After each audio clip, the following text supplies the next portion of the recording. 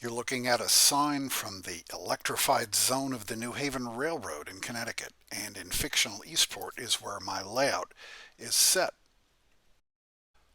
Just a short feature today on rehabbing some old Bachmann Metroliners from the 1970s, and boy, did they need fixing up. I enjoy getting old school HO scale equipment to run well, but this was the toughest project yet.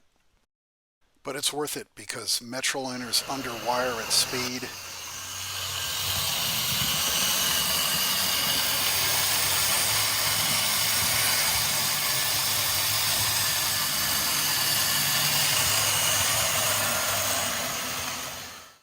The first run in the early 70s of the Bachmann Metroliners had these awful motors that were sealed so that you couldn't get at them to work on them, and they were high failure rate and not good to use. But the second run, the fabled pancake drive, you can see the horizontal gears at either end of the mechanism there. That motor in the center was immensely powerful, and so was the unit when these gears got engaged, but they were louder than a bandsaw cutting sheet metal. They punished the ears, they were bad cold starters, and they just really were about as subtle as a sledgehammer. I made a first attempt at repowering one several years ago when I was just starting to try some kit bashing or repowering, but it was a real Rube Goldberg thing with an Athearn engine, a motor in it, and actually Athearn B trucks, and I had to try to somehow graft on. They're a little bit too big, but I thought I could just sort of graft on those side frames, which didn't really work too well. And there's an early surviving video of it running. It actually did pretty well. It would start really smooth at low speed, but it just didn't quite go fast enough. So more recently, I took another attempt and I put an Athearn switcher motor, which fit better into the chassis there, but left it connected to the original pancake gears. And hopefully that would give enough power to pull a set of cars. I want to run 6 cars, not 4. And look how nicely that works at low speed with those pancake gears going. So I wasn't sure when I finished it how well it would haul those heavy Metroliner cars. Here it was pulling 3 for a 4-car set, but when I tried it with a 6-car total set, it just didn't quite work. So luckily, I didn't realize that I still had in a box somewhere an original undisturbed uh, powered unit for a Metroliner, so I decided to see if I could tinker with that a little bit to get it to run together with the other that I just repowered.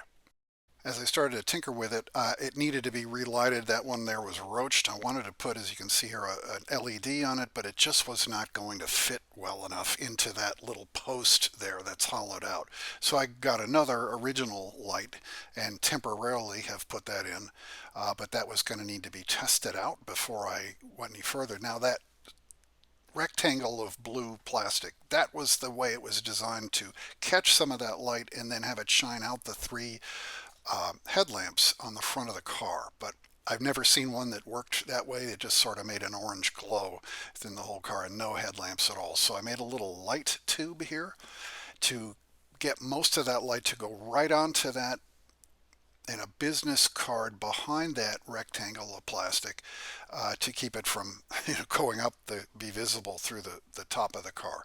So there that was, and a little test. Everything worked great.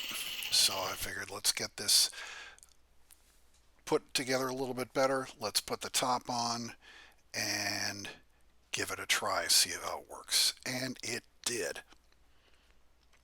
You can see there those at the top of the front of the car there, those 3 blue lights. I don't think they were blue really in the prototype, but this is a Bachmann old thing. So, and here it comes into the staging area. You can see those lights very clearly. So that's really made me happy.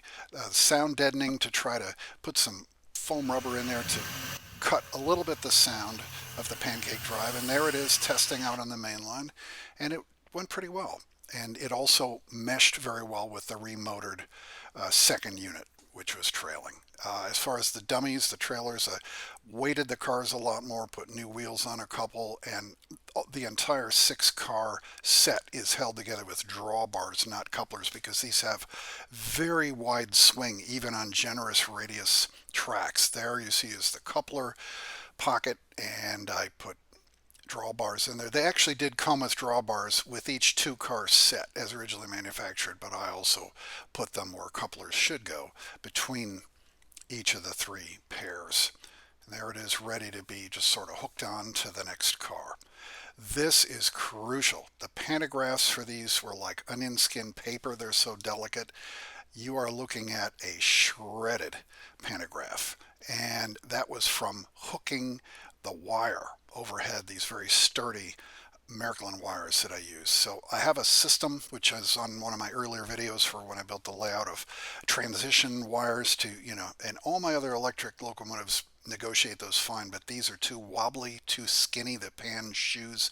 So I had to cheat here and put on the elbow there a little bit of super glue, and then put a business card, a piece of a business card there to hold it just under the wire, and then just walk away. It has to really dry for 24 hours. So I wanted to put diaphragms between the cars. They had such a nice little touch of realism.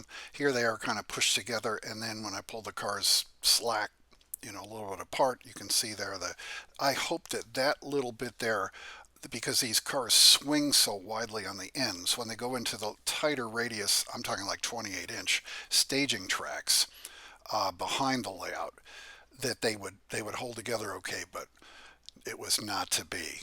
This ain't pretty. Here the cars go into the staging track, and wait for it, there's the 2. Will they make it? Oh, denied.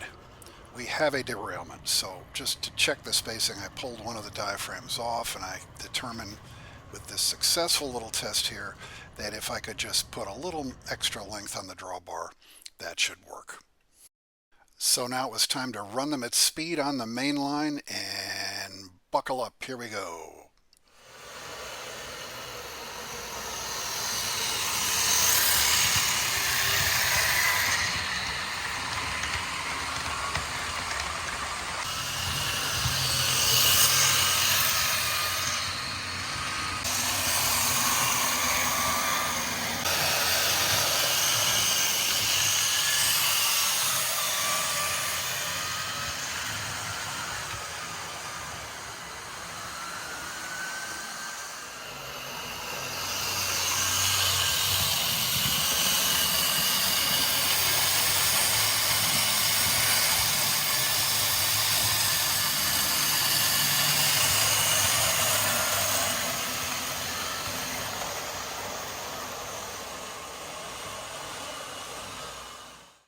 So there's little details to keep working on, but the big hurdle, they run like tigers. They're great on the mainline scene.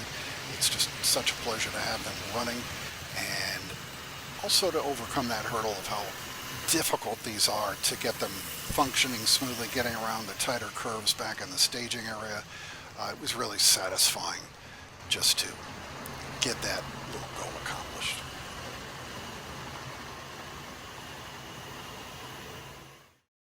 And I will look forward to seeing you again soon. Thanks so much for watching.